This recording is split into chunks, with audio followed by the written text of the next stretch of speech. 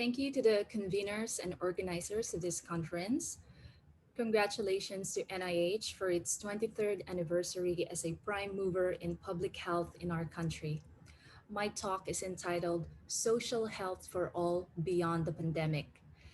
It is my key objective to discuss how a localized or culturally relevant understanding of health can promote a more equitable healthcare system for all Filipinos as we battle the impacts of COVID 19 and other future health threats. To frame my arguments, I have divided this talk into three primary sections, which intend to situate health equity in three periods: the pre pandemic, the current, and the post pandemic. I am in no way insinuating a linear analysis of our experiences with this framework. In fact, I am arguing that limiting elements of our healthcare system overlap and generate intergenerational vulnerability, especially for the disadvantaged sectors. Let me start then with an alignment of our understanding of social health by stating that this is an interdisciplinary field which explores diseases not just as biological occurrences, but more so as socially produced experiences. Here, disease is understood as part of a triad, where a health issue also takes on the face of illness, which consists of local meanings associated with it. Disease is also differentiated from sickness, which consists of the expressions of the symptom.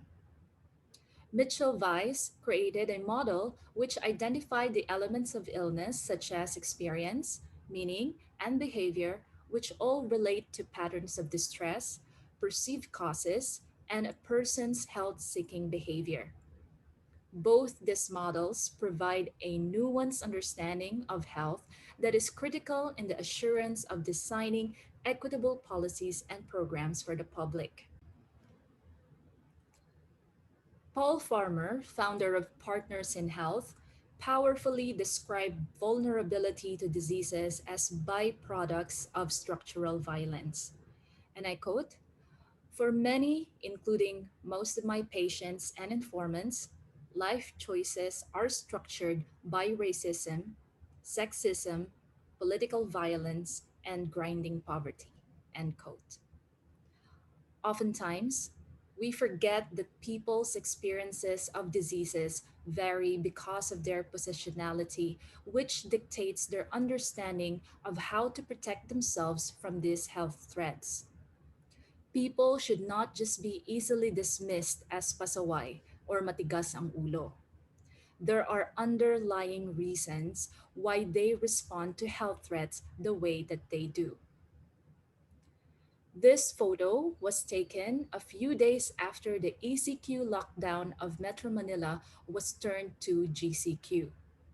As public transportation remained limited, workers flocked the streets. Were they just being pasaway? Or have their positionality as daily earners forced them to expose themselves to the threats of the virus?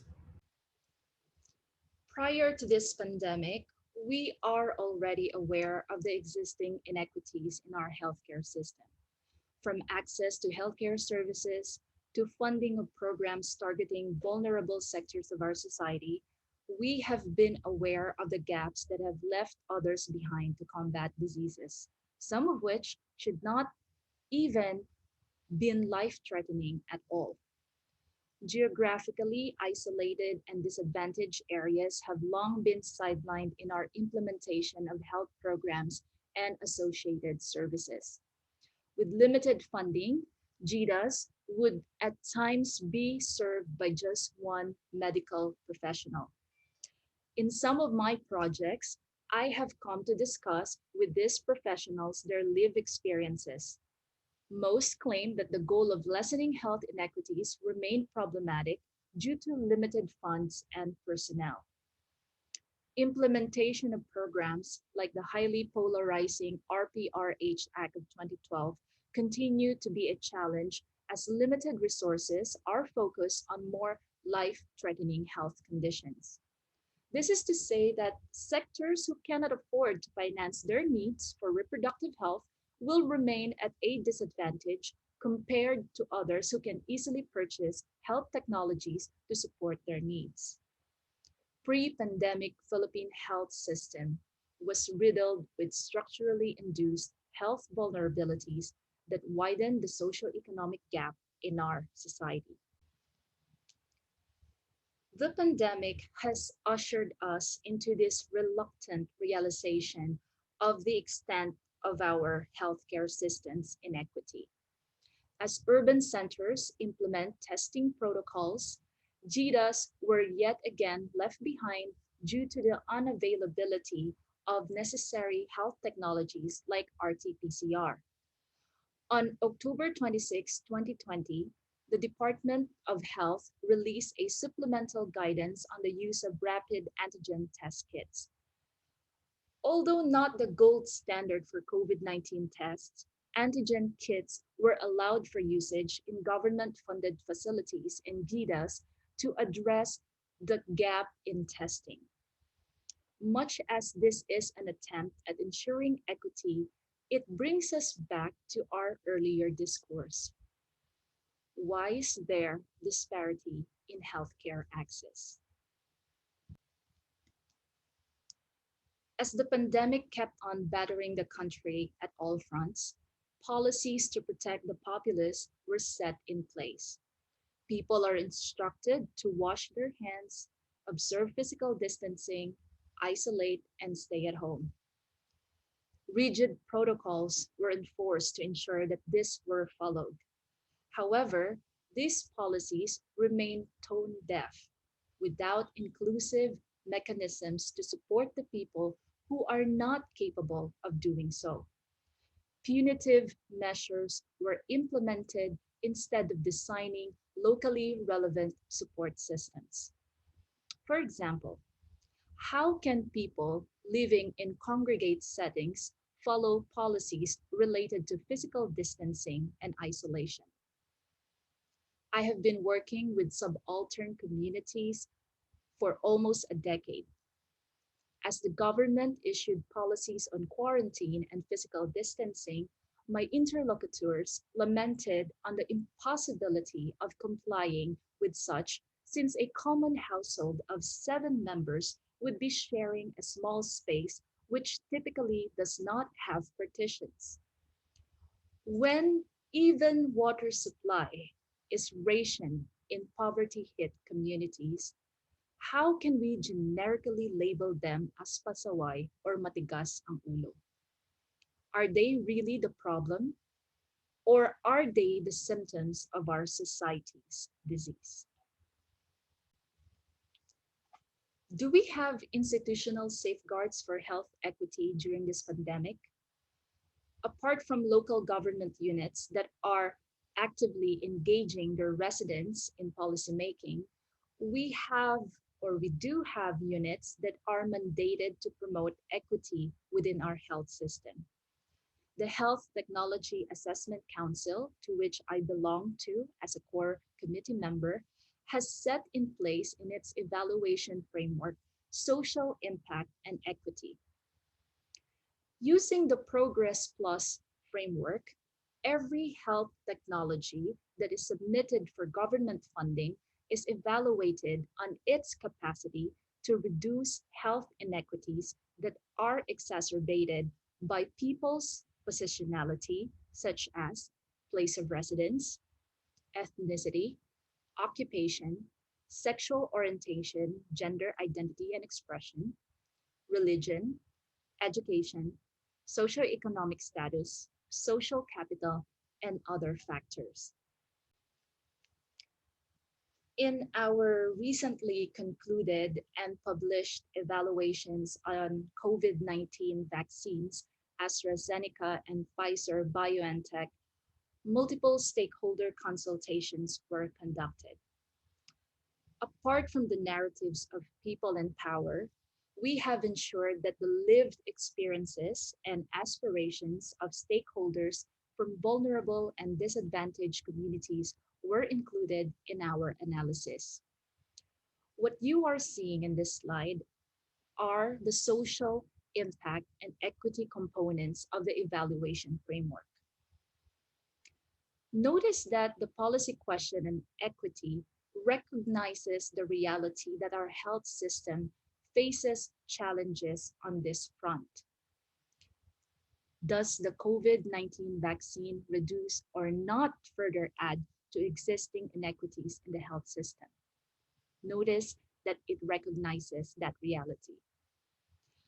Our hope is that as we continue to move forward with evidence based evaluations of health technologies, we as a society will soon realize our communal goal of equitable health access for every Filipino.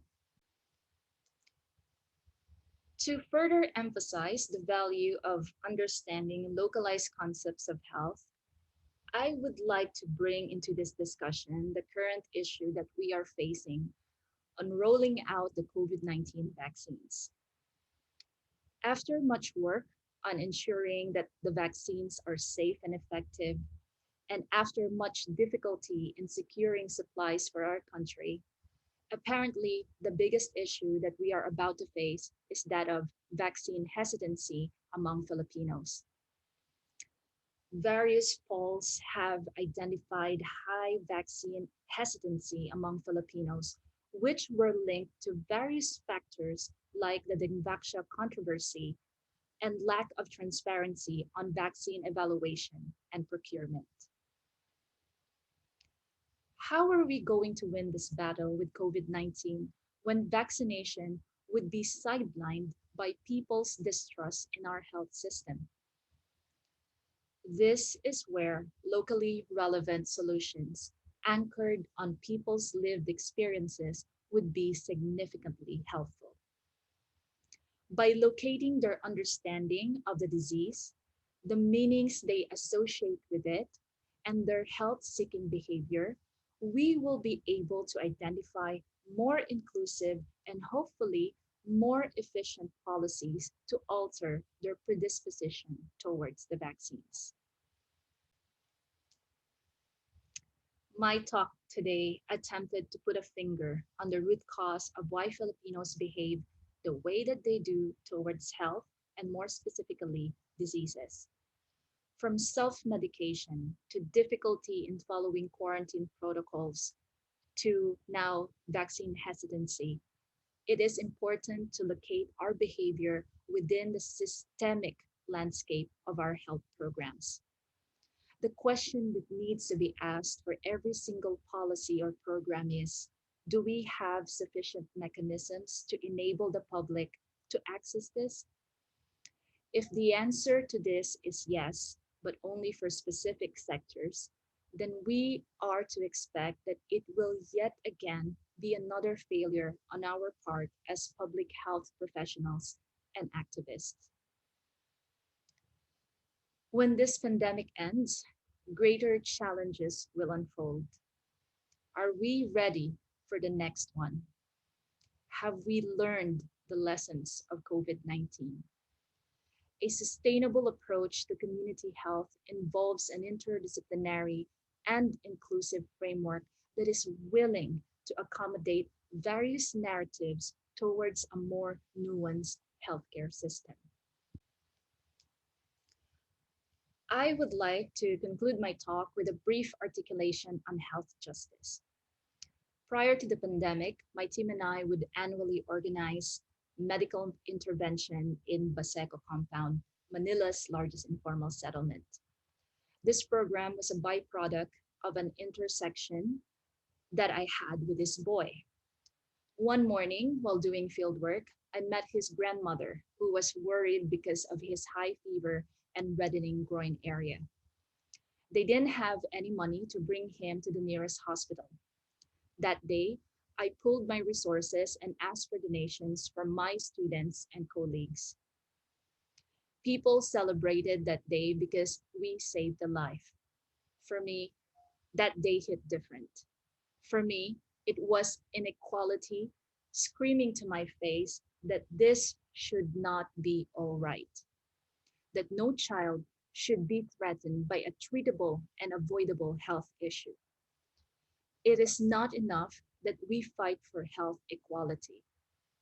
What we need to envision and fight for is health justice, wherein every Filipino will not have doubts on accessing healthcare services.